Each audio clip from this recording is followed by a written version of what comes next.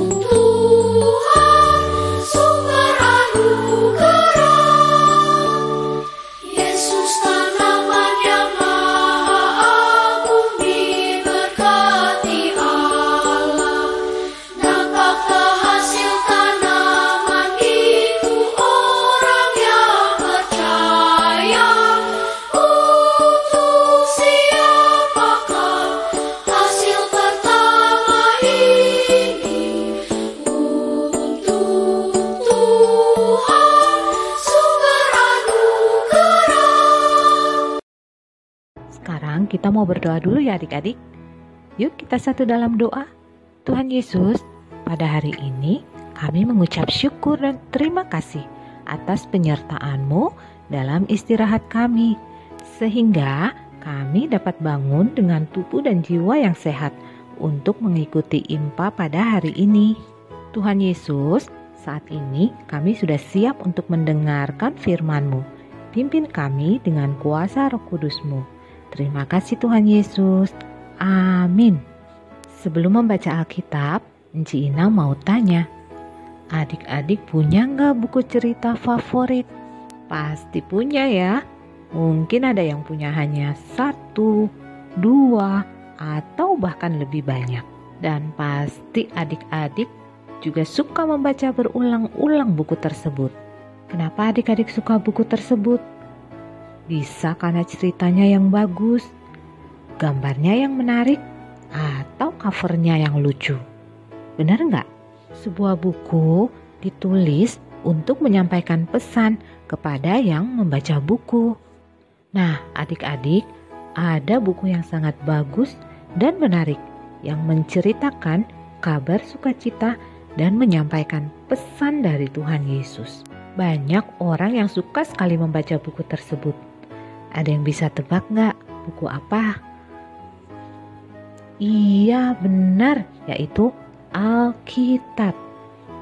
Tuhan Yesus ingin kita menjadi Alkitab yang terbuka, yang bisa dibaca semua orang. Maksudnya, menjadi anak-anak yang menyampaikan pesan dan kabar sukacita dari Tuhan Yesus melalui sikap hidup kita dengan tingkah laku, perbuatan, dan perkataan kita yang baik dan benar. Maukah adik-adik menceritakan tentang Tuhan Yesus? Pasti mau ya. Caranya bisa dengan adik-adik mengingatkan orang-orang di sekitar adik-adik untuk menggunakan masker dengan baik dan benar. Kalau ada yang tidak menggunakan masker, adik-adik bisa ingatkan dengan cara yang baik dan sopan. Tapi adik-adik juga harus memberikan contoh dengan menggunakan masker dengan baik dan benar ya. Bagaimana orang lain mendengarkan kalau kita tidak melakukan atau memberikan contoh yang baik. Begitu juga dengan selalu mencuci tangan dan menjaga jarak ketika berada di tempat umum. Mungkin ada adik-adik juga yang bilang ya, aku takut Ci, takut dimarahin, atau aku malu Ci. Adik-adik gak perlu takut atau malu ketika akan melakukan hal yang baik dan benar.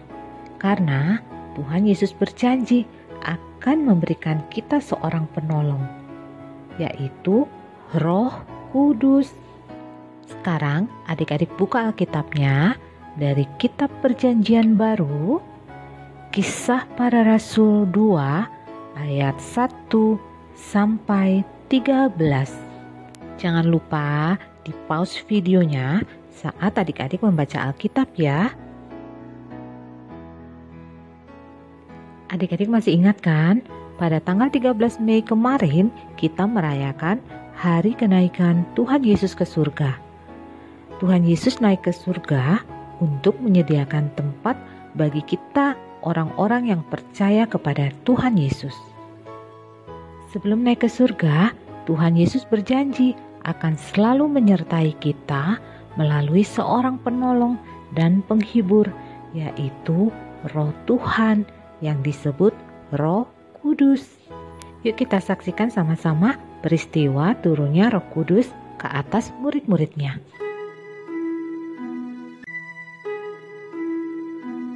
Setelah Yesus naik ke surga,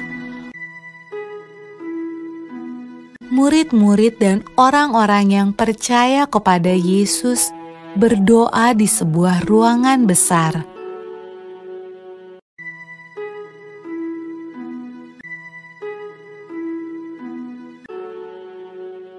Lalu, sesuatu yang menakjubkan terjadi. Awalnya terdengar seperti tiupan angin yang kencang.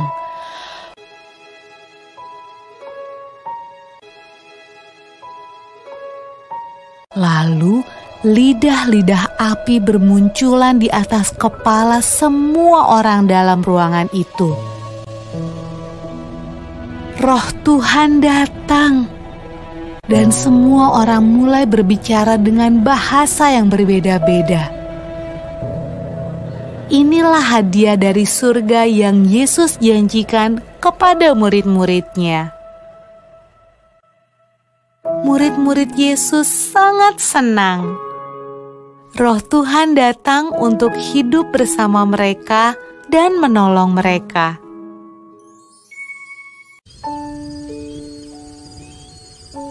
Pada malam ketika Roh Tuhan turun ke atas murid-murid Yesus, ada banyak orang asing di Yerusalem.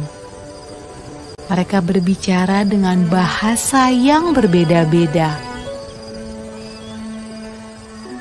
Waktu mereka mendengar murid-murid Yesus berdoa, mereka datang untuk melihat suara ribut apa itu.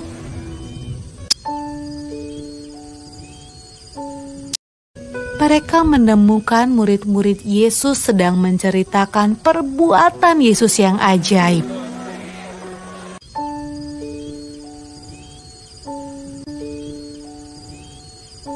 Tetapi mereka semua terkejut karena mereka mendengarnya dalam bahasa mereka masing-masing. Wah, apa artinya ini? Tanya mereka.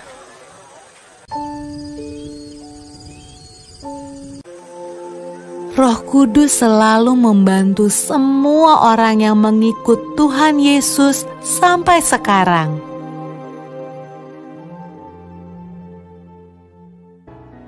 Nah, adik-adik, peristiwa turunnya Roh Kudus disebut hari Pentakosta atau hari ke-50, yang artinya Roh Kudus dicurahkan pada hari ke-50 setelah kebangkitan Tuhan Yesus.